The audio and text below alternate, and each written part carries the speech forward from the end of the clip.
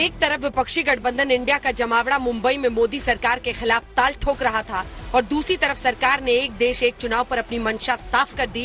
रामनाथ कोविंद पूर्व राष्ट्रपति की अध्यक्षता में कमेटी बना दी गई। सरकार के बुलाए हुए 18 से 22 सितंबर वाले विशेष सत्र में एक देश एक चुनाव बिल लाने की संभावना पर सरगर्मी बढ़ गई।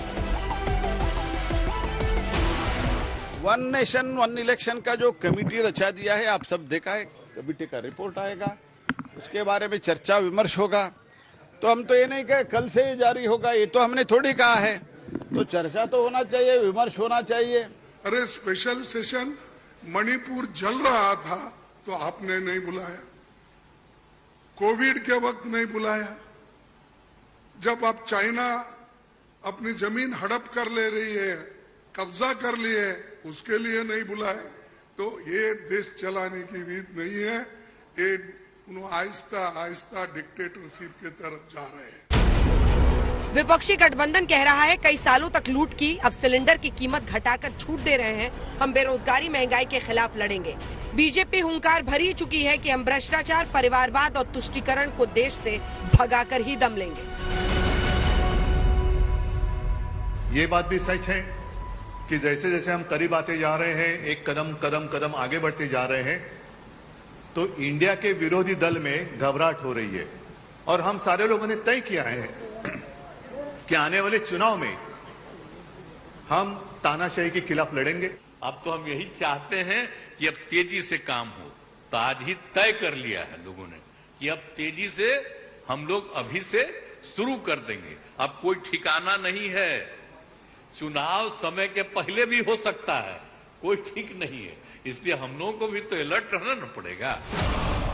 विपक्ष की तरफ से नीतीश कुमार ने एक बार फिर लोकसभा चुनाव के जल्द होने की संभावना जाहिर की, तो कांग्रेस अध्यक्ष मल्लिकार्जुन खड़गे ने विशेष सत्र बुलाए जाने पर सवाल खड़े किए। लेकिन एक देश एक चुनाव पर अपने संबोधन में सबने चुप्पी साध रखी। एक एक कर तमाम विपक्षी दिग्गजों ने सरकार पर एक एक कर धावा बोला। आज हमें बहुत दुख होता है कि आज हमारे देश के अंदर जो सरकार है, मोदी सरकार, मुझे लगता है कि आजाद भारत की सबसे भ्रष्ट सरकार और सबसे अहंकारी सरकार है। करप्शन से मैक्सिमम प्रॉफिट, भ्रष्टाचार के माध्यम से मैक्सिमम प्रॉफिट कैसे हो, CMP, करप्शन से मैक्सिमम प्रॉफिट। विपक्षी नेताओं ने मंच से सीट शेयरिंग पर खुलकर गठबंधन की कोशिशों का जिक्र किया, कहा हम एकजुट हैं, अब बीजेपी का जीतना नामुमकिन है। अगर 400 से लेकर 450 सीटों पर सीट शेयरिंग फॉर्मूला विपक्ष ढूंढ लेता है तो बीजेपी की मुश्किलें बढ़ेंगी। राहुल गांधी ने मंच से दम भी भरा कि मंच पर बैठे नेताओं के पास देश की 60% आबादी का समर्थन है।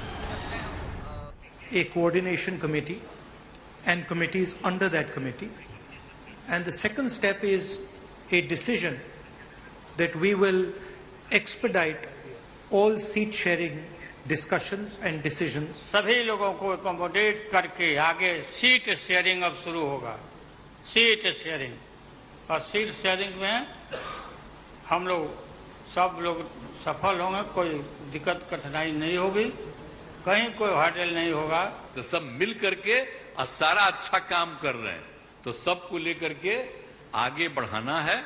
और तो इसीलिए जरूरी है कि अब सब लोग, अब अच्छा हो गया है, सब लोगों को अपना अपना अधिकार था, तो लेकिन अब इतना ज्यादा हम कोशिश करते रहे, बहुत कहते रहे कि जरा मिल जाइए, तो बात समझते समझते हो गया।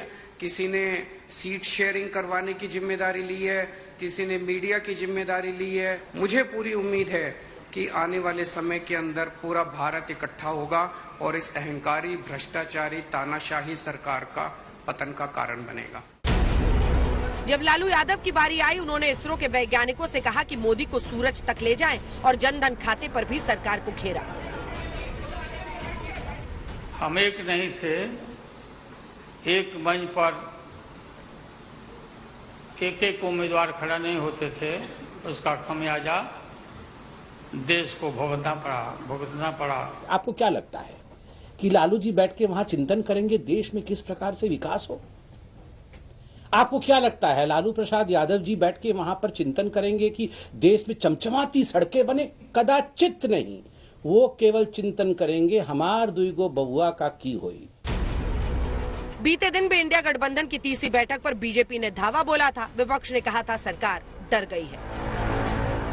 एक और हम चंद्रयान है, हमारा प्रज्ञान रोवर भी निकला हुआ है, काम भी कर रहा है, विकास भी चल रहा है। और कांग्रेस पार्टी आपको बता दे, आपका मिसाइल लॉन्च नहीं होने वाला है, फ्यूल नहीं है। ये इंडिया नामक जो गठबंधन, ये मोदी जी की नींद हराम कर दिए हैं। तो संबित पाठक में ये नसीहत देंगे कि हमारे देश के प्रधानमंत्री जी के लिए नींद की गोली का इंतजाम करें।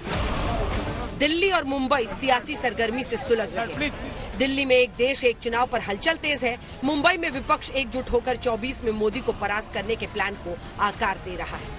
आज तक ब्यूरो।